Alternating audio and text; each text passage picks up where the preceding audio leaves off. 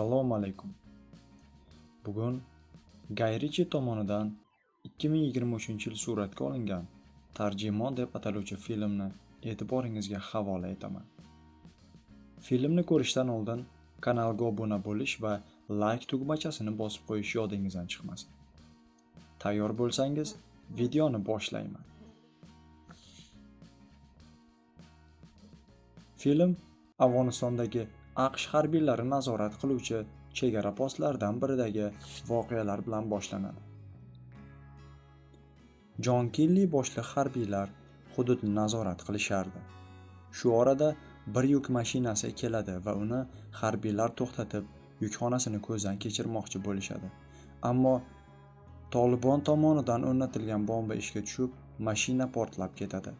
Natijada Jon Kelli o'zining bir qancha harbiylaridan ajraladi.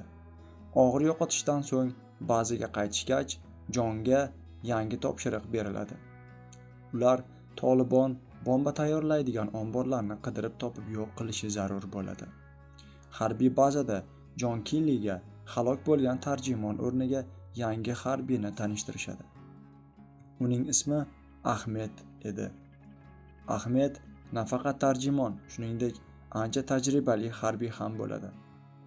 U dastavval Tolibonga xizmat qilgan, lekin ular Ahmedning 5 yoshli o'g'lini o'ldirishadi.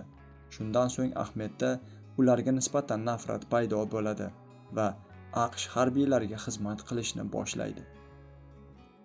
Jon Kelli kerakli odamlarga ega bo'lganidan so'ng bomba tayyorlanadigan omborlarni qidirishga tushadi. Lekin dastlab hech qanday natija bo'lmaydi. Shunda Jon Tolibonga xizmat qiladigan mahalliy yigitni so'roq qiladi va bunday omborlar qayerda joylashganligi haqidagi ma'lumotga ega bo'ladi. Ertasi kun ular yo'lga tushadi. Lekin belgilangan manzilga ketishayotganda Ahmed ularni yarim yo'ldan to'xtatadi. Ular manzilga ketishayotgan yo'lda pistirma borligini aytadi va oralaridagi Tolibon josusini qo'lga tushiradi. Qolgan harbiylar ham kuzatuv uskunalari orqali rostdan ham yo'lda pistirma borligiga guvoh bo'lishadi va ortga qaytishadi. Ertasi kuni ular boshqa yo'l orqali manzilga yetib borishadi va bomba tayyorlanadigan omborni topishadi. Ichkarida Tolibon askarlari ham bo'ladi. Bir qaraganda vazifa bajarilgandek. Lekin voqealar rivoji shu yerga kelganda keskin tus oladi. Ikki o'rtada jang boshlanadi. Bir qancha shiddatli otishmalardan so'ng Jon Ahmeddan boshqa hamma askarlardan ajralib, ortga chekinishga majbur bo'ladi. Ularni Tolibon askarlari ham izma-iz ta'qib qilib kelishadi. Yo'lda ular o'rtasida bir qancha otishmalar sodir bo'ladi.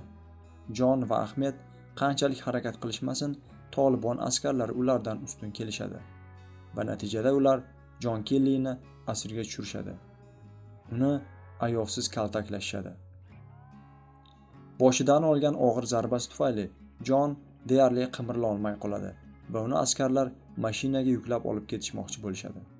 Shu paytda Ahmed paydo bo'lib, Jonni ulardan qutqarib qoladi va mashinada qochib ketadi. Biroz masofa bosib o'tishgandan so'ng mahalliy aholi vakillariga duch kelishadi.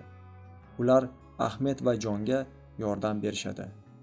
Ahmed ulardan arava olib, mashinani ularga tashlab ketadi. Chunki Tolibon askarlaridan yashirinib, so'qmoq va tog'li yo'llarda yurish zarur bo'lardi. Va ular yo'lga tushadi. Yarador Kinlini Ahmed yelkasida tog'lar orqali yuzlab kilometr masofadan olib o'tadi va ushbu sahna filmning eng ta'sirli qismlaridan biri hisoblanardi. Nihoyat ular manzilga yetay deyishganda Tolibon askarlari ularni tanib qolishadi va ikki o'rtada yana jang boshlanadi. Shu orada AQSh harbiylari ham paydo bo'lishadi va ularni qutqarib qolishadi. Jon o'z uyiga, oilasi bag'riga qaytadi, ammo Ahmed va uning homilador ayoli Afg'onistonda qolib ketadi.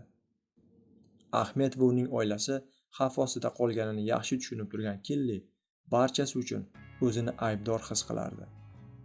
Vijdon azobi unga tinchlik bermaydi.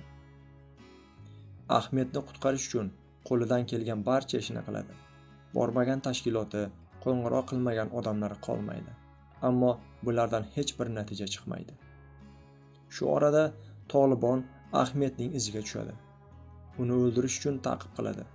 Ahmed ulardan yashirinib yurishga majbur bo'ladi. Jon esa oxiri bor budini garovga qo'yib bo'lsa ham Afg'onistonga borishni uddalaydi va u yerdagi AQSh harbiylari bilan hamkorlik qilib Ahmedni qidirishga tushadi va uni topadi. Lekin bazaga qaytishlarida yo'lda yana muammo paydo bo'ladi. Tolibon askarlari ularning yana izidan tushib ta'qib qilishadi. Yo'lda bir qancha otishmalar sodir bo'ladi. Lekin AQSh harbiylari ularni qutqaradi va oxir-oqibat Jon Kelli Ahmedni u yerdan o'zi bilan AQShga olib ketadi. Film ham shu yerda o'z nihoyasiga yetadi.